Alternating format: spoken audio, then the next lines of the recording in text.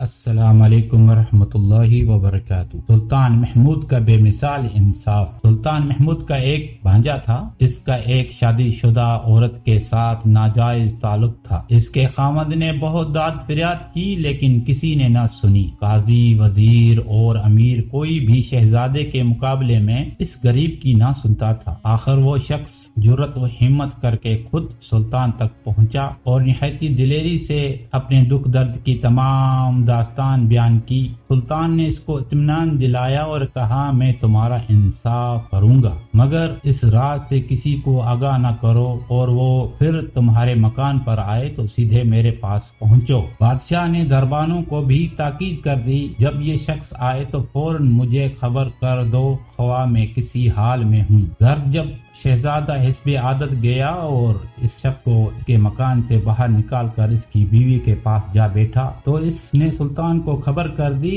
سلطان خود آیا اور سارا ماجرا اپنی آنکھوں سے دیکھ کر اپنے بھانجے کا سر تلوار کے ایک ہی وار سے الگ کر دیا اور تھوڑے وقت کے بعد پانی مانگا اور 2 نفل ادا کیے۔ حضرت عبداللہ بن عمر بن عاص رضی اللہ عنہما سے روایت ہے کہ رسول اللہ صلی اللہ علیہ وسلم نے ارشاد فرمایا، بے شک انصاف کرنے والے اللہ کے یہاں نور کے منبروں پر ہوں گے۔ یہ وہ لوگ ہوں گے جو اپنی ریا اور اہل و عیال اور جس کا انہیں ذمہ دار بنایا جاتا ہے ان میں عدل و انصاف کرتے ہوں گے۔ صحیح مسلم۔